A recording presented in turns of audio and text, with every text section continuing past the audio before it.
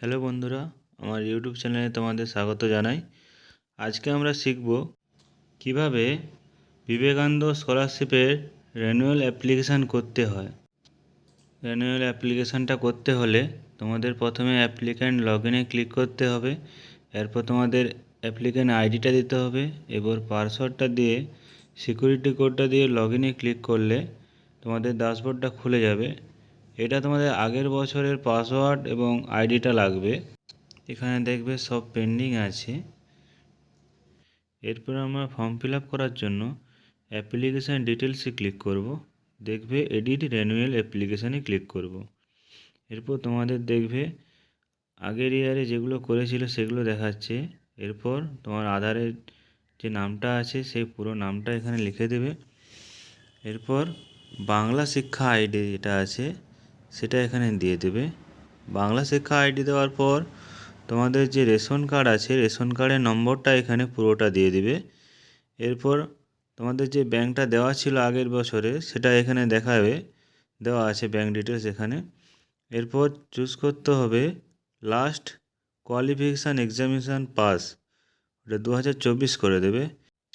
এরপর তোমাদের ইনস্টিটিউশনটা এখান থেকে চুজ করে নেবে। এরপর তোমরা কত পেয়েছো সেটা লিখে দেবে এখানে এবং মোট কত নম্বরের পরীক্ষা ছিল সেটা এখানে লিখে দেবে। এরপর তোমাদের দেখাবে যে কত পার্সেন্ট তোমরা পেয়েছো। এরপর তোমার ডেট অফ অ্যাডমিশানটা চুজ করে নেবে এখান থেকে। এরপর তোমার এখানে প্রেজেন্ট কোর্স স্টাডি এটা 12 করে নেবে। এখানে তোমাদের ডিস্ট্রিক্ট, সাব ডিভিশন এবং ইনস্টিটিউশন নেম থাকবে আগের বছর যে ফর্ম ফিল আপটা করেছিল তোমরা সেটা অনুযায়ী। এরপর 7 কন্টিনিউ বাটনে ক্লিক করলে তোমাদের পরের পেজটি খুলে যাবে। এখানে ইউটিলাইজেশন সার্টিফিকেটটা ডাউনলোড করে নেবে। এরপর এটা প্রিন্ট আউট বের করে নিয়ে তোমাদের হেড স্যার বা হেড অফ দ্য ইনস্টিটিউশনের কাছ থেকে সাইন করে নিয়ে আসতে হবে এবং আবার পুনরায় এই সাইটে লগ ইন করে তোমাদের এডিট রিনিউয়াল অ্যাপ্লিকেশানে ক্লিক করে এবার যদি কিছু তোমাদের নামগুলো উড়ে যায়, যেমন আধার কার্ডে আমার নামটা আবার যেটা লিখছিলাম সেটা উড়ে গেছে, সেটা আবার ফিল আপ করে দেবে। এবার নিচের দিকে স্ক্রল করে দেখে নেবে সব যে ফিল আপ করেছিলে আগে সেটা আবার আছে ঠিকঠাক না নেই, যেটা না থাকবে সেটা ফিল আপ করে দেবে। তারপর নিচে 7 কন্টিনিউ বাটনে ক্লিক করবে। 7 কন্টিনিউ বাটনে ক্লিক করলে এখানে তোমাদের লাস্ট কোয়ালিফিকেশানের মার্কশিটটার বোথ সাইড এখানে পিডিএফ ফরম্যাটে 400 কেবির মধ্যে আপলোড করে দেবে। এরপর অ্যাডমিশান যে রিসিপ্টটা দিয়েছিল তোমাদের স্কুল থেকে সেটা এখানে আপলোড করে দেবে 400 কেবির মধ্যে। এরপর তোমাদের ইউটিলাইজেশান সার্টিফিকেটটাও যেটা তোমাদের এখান থেকে ডাউনলোড করে হেড স্যারের কাছ থেকে সিগনেচার করে নিয়ে এসেছিলে সেটাও এখান থেকে দেখে আপলোড করে দেবে।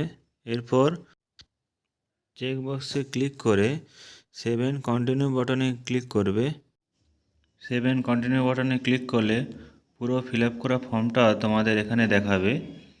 এরপর সাবমিট অ্যাপ্লিকেশানে ক্লিক করলে এখানে দেখাবে যে তোমরা কি সাবমিট করতে চাও, এখানে ইয়েস করবে। ইয়েস করলে তোমাদের অ্যাপ্লিকেশানটা সাবমিট হয়ে যাবে। এবার এখান থেকে ডাউনলোড অ্যাপ্লিকেশান ডিটেলসটা ডাউনলোড করে এর সঙ্গে তোমাদের ডকুমেন্টসগুলো দিয়ে তোমাদের হেড অফ দ্য ইনস্টিটিউশনের কাছে জমা দিয়ে দেবে।